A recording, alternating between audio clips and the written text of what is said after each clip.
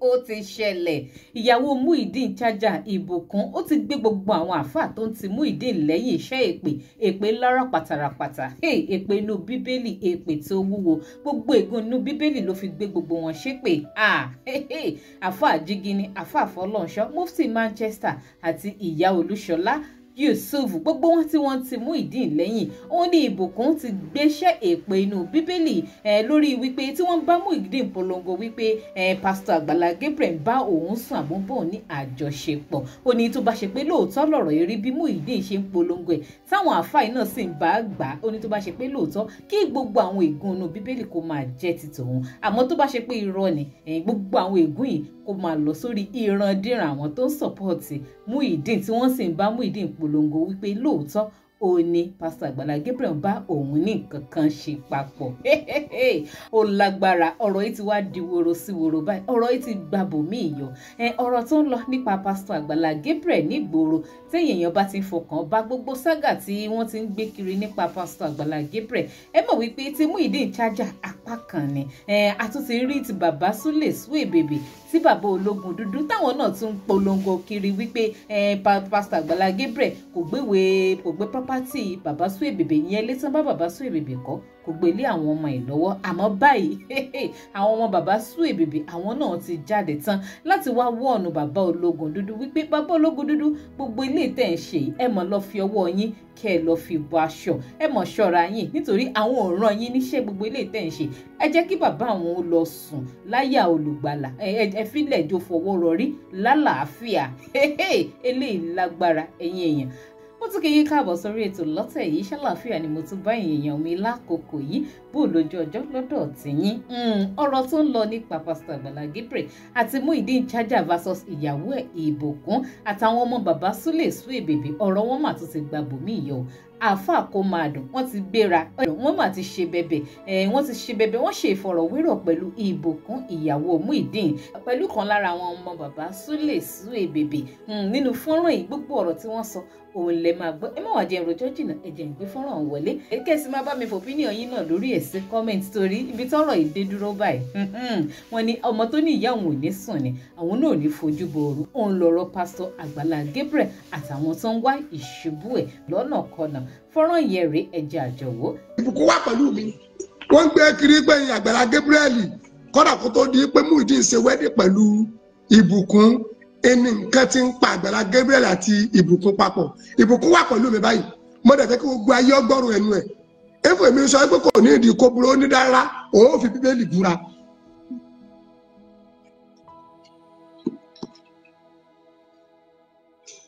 ó lóun fi Bíbélì búra ẹ jọ̀ọ́ mo fẹ́ kọ́ bá mi dárúkọ kẹ́ bá mi dárúkọ yín fún gbogbo ayé. Èmi ni Ìbùkún Olúwa ọ̀rọ̀ tó ń ṣẹlẹ̀ káàkiri social media tipẹ́tipẹ́ mo ti fẹ́ jáde but mo ní sùúrù but this time around mi ò lè ní sùúrù mi because kíní yìí ó ń rampant gbogbo show tí Olúṣọlá Yusuf máa ń ṣe pátá náà ti máa ń sọ mo lè kọ́kọ́ fi ọ̀rọ̀ yìí mo kọ́kọ́ fẹ́ fi ránṣẹ́ sí Mufti Manchester mo fẹ́ fi ránṣẹ́ sí àáfàá tó pe rẹ̀ ń Fọlọ́runṣọ́ àáfàá Jígínní bóyá Rìngínní wọ́n jáde náà pé wọ́n àti àáfàá Lẹ́gbàá àti Olúṣọlá Yusuf ìbádàkẹ́ bẹ̀rù Ọlọ́run gidi gan because ọ̀rọ̀ ṣojú yín Bíbélì ní ẹ wádìí ohun gbogbo dájúdájú ká dẹ̀ fi tó díẹ̀ tí òtítọ́ bẹ̀rẹ̀ ká fi múlẹ̀ lágbà ẹ wádìí nǹkan kan Muyideen náà onírọ́ oníjìbìtì tó ń parọ́ fún yín pé Àgbàlá ń bá mi sùn kí a tó ṣe wedding gbogbo ọkùnrin àgbáyé ẹ bọ́ síbi kẹ́ wá gbọ́rọ̀ ọ̀rọ̀ yìí mo kàn fẹ́ bi yín ni ǹjẹ́ ṣé lè gbárù ẹ̀ kí èèyàn kó máa báyàwó yín sùn kẹ́ẹ̀dẹ̀ ká one on one kẹ́ẹ̀dẹ̀ tó wá sọ pé ẹnìyẹn náà lè fẹ́ bá ṣe wedding. ìbéèrè rẹ o ìbéèrè yẹn Ìbùkún mo fẹ́ kó béèrè yẹn sí àwọn èèyàn ti wà pẹ̀lú wa gẹ́ o ẹ jẹ́ bá ní sí àprógámù yìí Ìbùkún ìyàwó Muyideen òun lẹ̀ ń wò yìí o. ọkùnrin wo ló wà ní ayé tó jẹ́ matured person ọ̀ọ́ jẹ́ ká sọ pé advance tó ká ìyàwó ẹ̀ pé ẹnìkan ọkùnrin kan ń bá ìyàwó ẹ̀ sùn tó dẹ̀ tún mú tó tún máa bá ṣe wedding after yẹn. Allah akbar. ọkùnrin wo ló lè gbarú ẹ̀ kó jáde síta kó wá búra ẹ̀ tó jẹ́ pé wọ́n á bá ìyàwó ẹ̀ sùn báyìí á dẹ̀ tún lòun máa bá ṣe wedding. Okay. Muyideen bó dẹ̀ ṣe ń sọ̀rọ̀ kò ní any clean evidence kankan tó fi lè justify kò sí. Bó dẹ̀ ṣe wà yẹn tí any one of them bóyá Mufti Manchester ni o bóyá Fọlọ́runṣọ́ ló pe rẹ̀ ni o bóyá Ajígini Rìngìnì Ìwọ́jà ni o bóyá Lẹ́gbàá ni bóyá Olúṣọlá Yusuf tí ò tiẹ̀ bẹ̀rù Ọlọ́run rárá tó kàn sọ jack shit everywhere tó ń sọ̀rọ̀ bí ìgbà tẹ́ pọ̀rọ̀ ṣojú ẹ̀. Èmi Bible mi bí mo ṣe wà ẹ̀ mo mú dání Bíbélì tèmi gbé tí mo dìrọ̀ mọ́ òun ni mo mú dání mo dẹ̀ máa fi gégùn fún gbogbo yín lálẹ́ gbogbo ẹ̀yin tẹ́ wà ní support of Muyideen bó ṣe ń defame orúkọ mi káàkiri mo máa fi gégùn fún yín lálẹ́ gbogbo ègún tó wà nínú Bíbélì pátápátá tó bá jẹ́ pé Àgbàlá Gabriel wọ́n ti ẹ̀ toast mi àbọ̀ sọ hello lásán débi tí wọ́n á kọnu sí mi pé kán bá mi sùn kí gbogbo ègún tó wà nínú Bíbélì kó jẹ́ tèmi. La ilaha illallah. Kí n ṣòfò ayérayé tọmọtọmọ. La ilaha illallah. Ní gbogbo nǹkan tí mo wáyé wá jẹ́. Ṣùgbọ́n tó bá jẹ́ pé kò rí bẹ́ẹ̀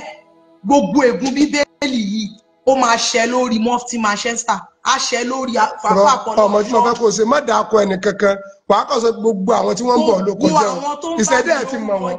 àbí ìṣẹ̀dá ẹ̀ ti mọ̀ wọ́n. Muyideen àti any one of them tó ń support Muyideen pẹ̀lú bó ṣe ń defame orúkọ mi káàkiri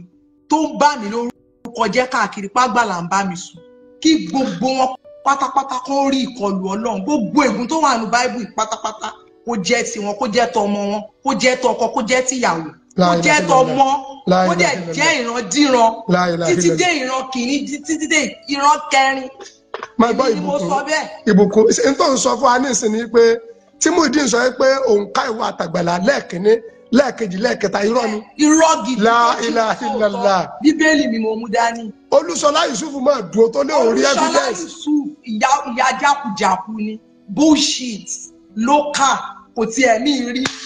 nínú gbogbo blogger ẹ wo bó ń ṣe ríra dáradára ẹ power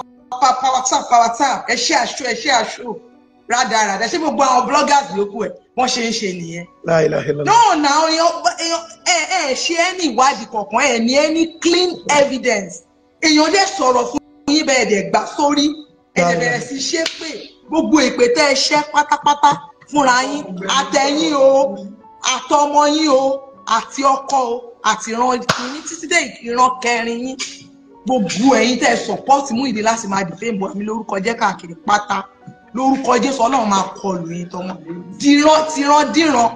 ẹ máa rí ìbínú Ọlọ́run gbogbo àwọn abiyamọ ayé abiyamọ ọ̀run ó ti kẹ̀yìn sí yín látàlẹ́ yìí ẹ tún ráàánú gbàmọ̀ lórúkọ Jésù àánú máa ká kúrò lórí gbogbo yín lórúkọ Jésù ẹ máa ṣiṣẹ́ ní. máa padà gbé ìpè wọlé o mo gbọ́ ìbùkún mo fẹ́ béèrè yìí ọ̀rọ̀ tó ń sọ yìí ní ìsìn jẹ́ kó yí wáyé pé o ní Àgbàlá Gabriel ò sí ẹ̀ lò bóyá mo láìkì ẹ rí. wọ́n ti ẹ̀ bá sọ rí. òkè kó tó di pé ìwọ àti Muyideen jọ pàdé ńkọ́. gidi gan òun ni Àgbàlá Gabriel gan wọn ò fọwọ́ sí pé kémi àti Muyideen fẹ́ra wọ́n expect pé kí Muyideen fẹ́yàn láti diaspora kó fẹ́yàn láti outside the country kóhun tó fún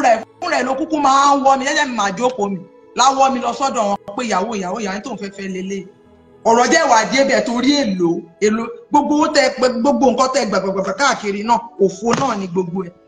nothing lẹ rí èèyàn Ọlọ́run sí lẹ́yìn alábòsí ẹ lè lẹ́yìn tó ń ṣàbòsí tó ń ṣọ̀tẹ̀ tó ń ṣe lára ẹni tó ti ga kẹwàá ní pé kó wá mókè kó lè mókè ojú kan ló máa wà fact ò ní wà ká ní ká má sọ ẹ tiẹ̀ wá ṣe anything ẹ rí ọ̀rọ̀ gidi sọ mọ́ ọ̀rọ̀ ráhùnráhùn bẹ́ẹ̀ náà nìkan pè lórí show ó ní nígbà tí nígbà tí Gabriel tó ti ń yọ okó ẹ̀ síta fún ìyàwó Muyideen gbogbo yín pátá ẹ máa ráre kù àtẹni tó pè ó àti gbogbo àwọn tó support gbogbo ọ̀rọ̀ tí Muyideen sọ ipá Àgbàlá Gabriel ń bá mi sùn lórúkọ Jésù gbogbo yín ẹ máa ráre kù ni ẹ máa ṣẹ̀sìn gbangba Ọlọ́run máa já gbogbo yín sí òwò ẹ ti rí kọlù Ọlọ́run látàlẹ́ yìí ẹ tún ráàánú Ọlọ́run mọ́ gbà Olúṣọlá Yusuf mo tún tẹnu mọ́ tẹ́ bá fẹ́ kí iná ọmọ kó jó yín láyé yín tí bá tún gbọ́ Muyideen gangan tó bá tún repeat anything tí bá tún gbọ́ anything màá tún sue ẹ ní I'm going to sue him màá take legal action. Alhamdulillah. ọ̀rọ̀ rẹ rẹpẹtẹ. Ìbùkún ni tí Muyideen ò bá jáwọ́ nínú gbogbo àwọn ọ̀rọ̀ burúkú tó ń gbé káàkiri tó fi ń dìfẹ́ mọ orúkọ òun, ó ní òun máa sùn ẹ̀ ni. Ok.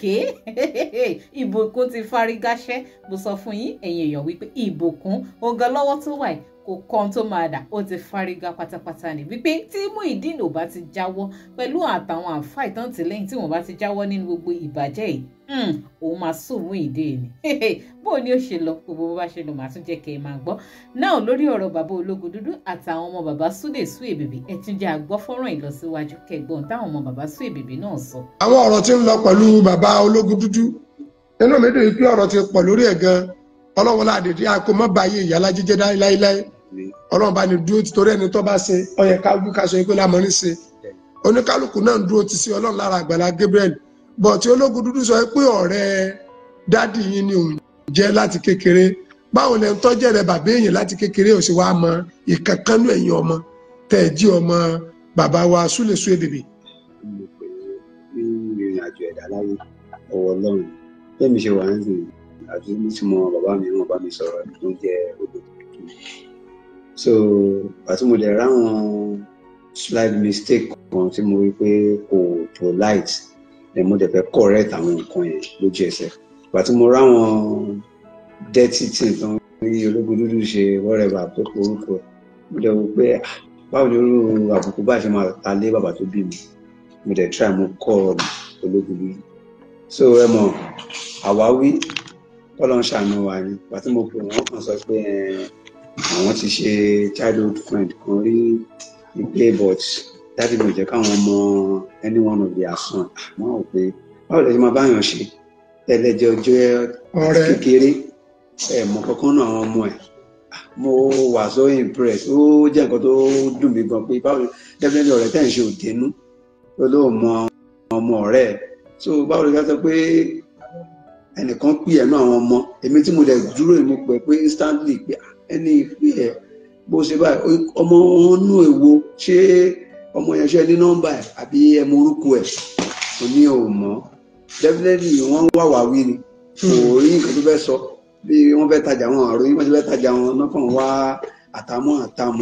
tí wọ́n dẹ̀bẹ̀ báyàn lórúkọ jẹ́ wá wọn tiẹ̀ síwájú kó ṣe bàbá títí wá kò dẹ̀ gbọ́dọ̀ bá Àgbàlá Gabriel lórúkọ jẹ́ because that man is very kind person ẹ̀ tó yẹ pé ó gbà wá tọwọ́ tẹsẹ̀ ni ọmọ bàbá mi rí náà wọ́n tún lọ gbé láti odidi Èkìtì wọ́n dẹ̀ gbé wọn wá sí Ìbàdàn wọ́n ṣe a lot. Bàbá mi ò lówó kó fẹ́ ralẹ̀ àwọn náà ń ran bàbá mi lọ́wọ́ títí tí yẹ pé ó donílé lórí ń sìn táwọn ọmọ náà sì ń sọ pé bàbá wa ní dúkìá.